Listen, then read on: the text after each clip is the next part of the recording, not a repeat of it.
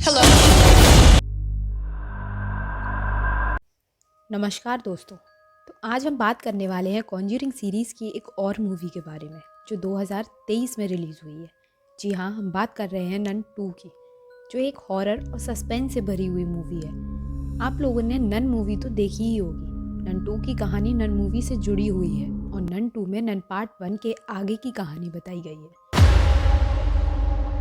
Movie की शुरुआत होती है टर्स्कॉन फ्रांस 1956 से, जहाँ एक बच्चा दिखाया जाता है जिसका नाम जैक होता है।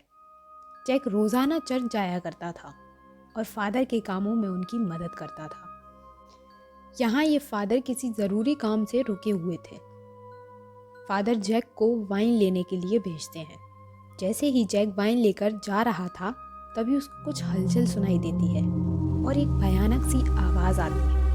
फादर जैक के पास पहुँचते हैं और जब वो दोनों वहाँ देखते हैं तो वहाँ रखा होली वाटर बहुत तेज़ी से उबल रहा होता है। ये सब देखकर जैक और फादर बहुत डर जाते हैं और तभी पीछे से एक परछाई नज़र आती है। ये परछाई किसी और की नहीं बल्कि डीमन वेलिक की ही होती है।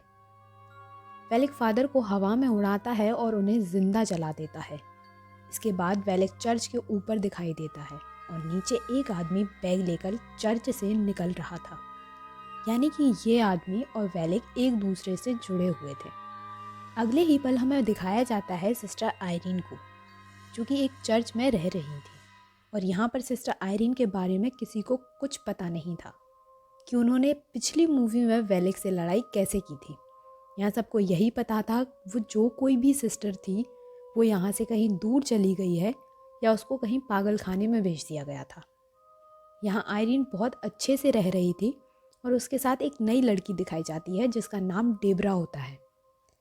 डेबरा का इंटरेस्ट यहाँ नन बनने में और भगवान की तरफ कम होता है।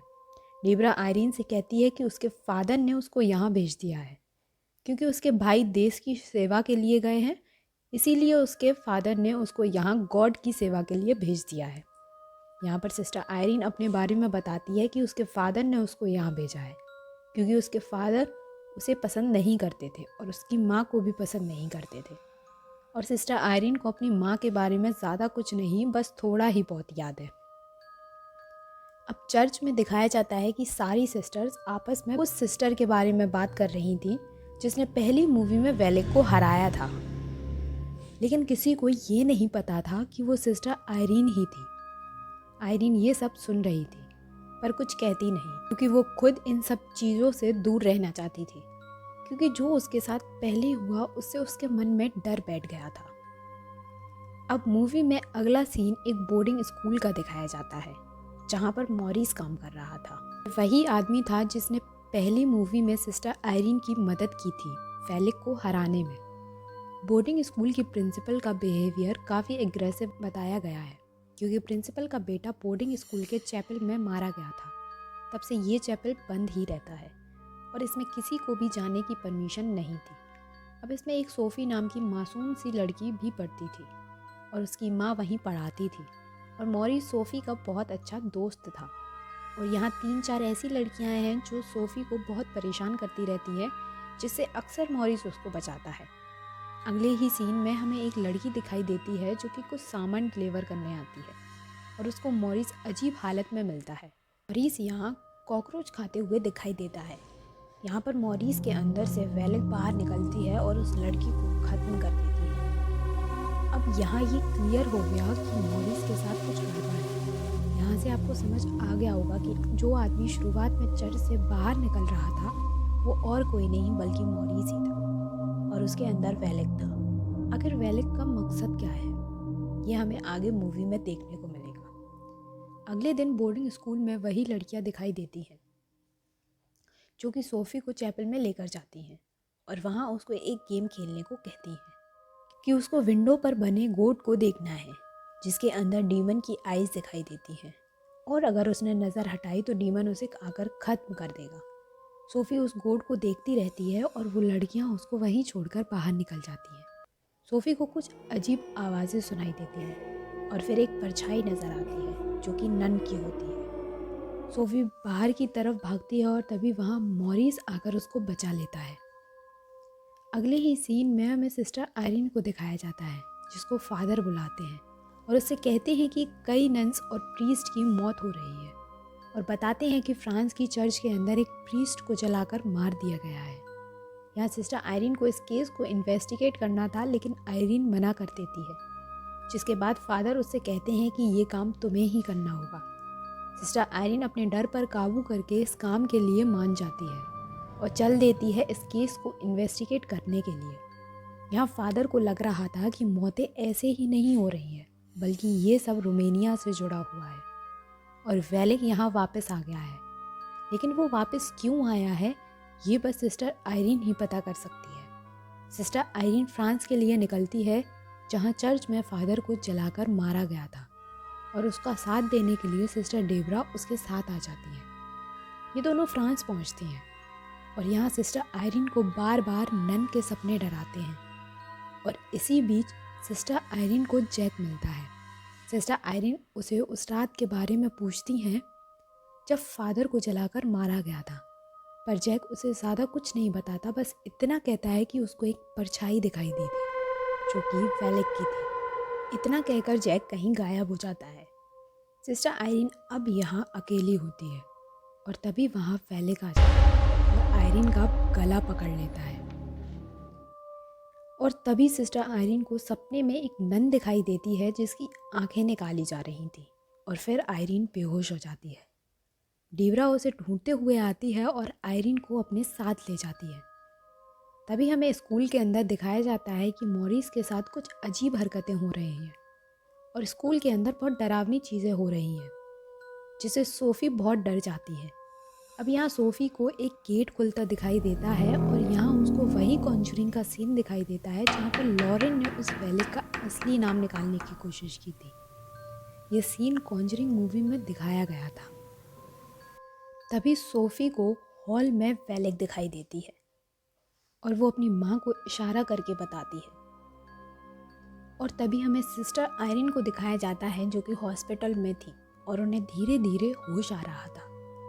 सिस्टर आयरीन को अब समझ आ गया था कि पिछली बार मॉरिस ने उसका साथ दिया था वेलिक से लड़ने में, और तभी उस नन ने मॉरिस को अपना शिकार बनाया होगा और वो मॉरिस के ज़रिए वापस आया है और सबकी जान ले रहा है।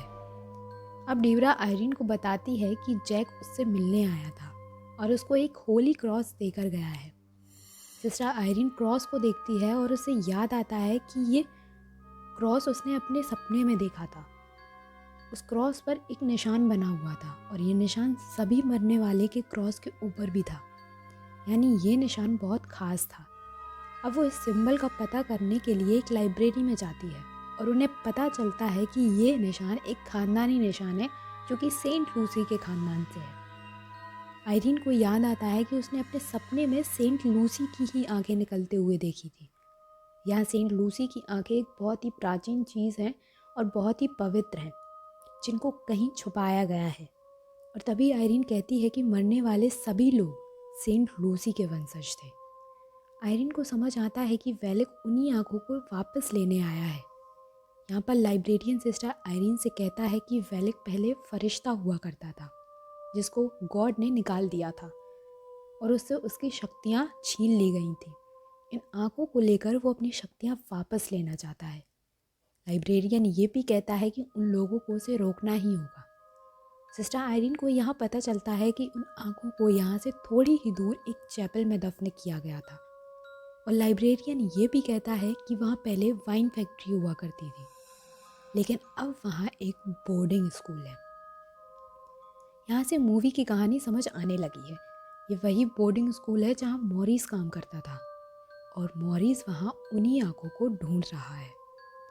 डेबरा और आयरीन तुरंत बोर्डिंग स्कूल के लिए निकलती है और इसी बीच हमें बोर्डिंग स्कूल की प्रिंसिपल दिखाई देती है, जिनको मॉरिस अजीब हरकतें करते हुए मिलता है। मॉरिस चैपल के गेट पर बार बार अपना सर मार रहा था। जैसे प्रिंसिपल मॉरिस से पूछती है कि वो यहाँ क्या कर रहा है, तो मॉरिस कहता है कि उसको नहीं पता कि वो यहाँ कैसे आया। अब प्रिंसिपल चैपल के अंदर जाती है और उसे अपने बेटे की आवाज़ें सुनाई देती है। ये कोई और नहीं बल्कि वेलिक ही करवा रहा था। वेलिक उसके बेटे की स्प्रिंट के ज़रिए प्रिंसिपल को मरवा देता है। आयरीन और डेबरा वहाँ पहुँचती हैं और मॉरिस से कहती हैं कि तुम सोफ़ी और उसकी माँ से दूर हो जाओ क्योंकि तुम्हारे अंदर फेलिक है। अब मॉरिस यानी फेलिक चैपल की तरफ भागने लगता है और आयरीन उसको रोकने की कोशिश करती है और उसके सर पर कुछ मार देती है जिससे मॉरिस बेहोश हो जाता है। तभी सिस्टर आयरीन चैपल की तरफ जाती है और उन आँखों को ढूंढने लगती है और फिर सोफ़ी आयरीन से कहती है कि विंडो पर बने गोट की आंखें रोशनी से चमकती हैं। डेबरा विंडो के पीछे जाकर उस पर टॉर्च मारती है तो गोट की आंखों से एक लाल रंग की रोशनी निकलती हुई दिखाई देती है और ये रोशनी ठीक उसी जगह पर पड़ती है जहाँ सेंट लूसी की आंखें हैं। आयरीन उन आंखों को ले लेती है और तभी मॉरिस जाग उठता है और वो गोट भी वहाँ से गायब हो जाता है। दूसरी तरफ हमें कुछ बच्चियाँ दिखाई देती हैं जिनके पास वो गोट मॉन्स्टर पहुँच जाता है। ये गोट मॉन्स्टर कोई और नहीं बल्कि वेलिक ही था। तभी वहाँ डेबरा उन बच्चियों को बचाने पहुँच जाती है और ये सब भागते भागते एक दूसरे रूम में पहुँचती हैं जहाँ उन्हें प्रिंसिपल का भूत दिखाई देता है। तभी मॉरिस सिस्टर आयरीन के पास पहुँचता है और उससे वो आंखें लेने की कोशिश करता है और मौका देखते ही सोफ़ी उन आंखों को लेकर भाग जाती है। अब मॉरिस आयरीन को छोड़कर सोफ़ी के पीछे पड़ जाता है। जैसे ही मॉरिस सोफ़ी के पास पहुंचता है तभी वहां आयरीन आ जाती है और उन आंखों को लेकर मॉरिस की तरफ करती है जिससे बहुत तेज़ रोशनी निकलती है और मॉरिस मर जाता है। आयरीन जैसे ही मॉरिस की बॉडी के पास जाती है तभी मॉरिस उन आंखों को आयरीन से ले लेता है और अब वो आंखें वेलिक को मिल जाती हैं जिससे उसकी सारी शक्तियाँ वापस मिलने लगती हैं और वेलिक अपने भयानक रूप में आ जाता है। वो सिस्टर आयरीन को हवा में उड़ाता है और उसको जला देता है जैसे कि उसने फादर को मारा था। तभी आयरीन को अपनी माँ की झलक दिखाई देती है और लॉरेन वॉरेन की भी, जिसके बाद आयरीन की, उसकी माँ की और लॉरेन वॉरेन की आंखें एक साथ चमकती हैं। इसका मतलब ये सब सेंट लूसी की ही वंशज थी। अब यहाँ आयरीन को किसी की ज़रूरत नहीं थी क्योंकि उसके खुद के अंदर शक्तियाँ हैं जिससे वो आग को भी बुझा देती है और वेलिक को हराने लगती है। अब डेबरा और आयरीन प्रेयर करने लगती हैं और तभी वो देखती है कि यहाँ पर वाइन है। आयरीन डेबरा से कहती है कि वाइन को लेकर अगर प्रे की जाए तो वो जीसस का खून बन जाता है। तभी डेबरा और सिस्टर आयरीन प्रे करने लगती है और वाइन होली ब्लड बनकर वेलिक के ऊपर गिरने लगता है और वेलिक खत्म हो जाता है और यहाँ पर मॉरिस भी ठीक हो जाता है।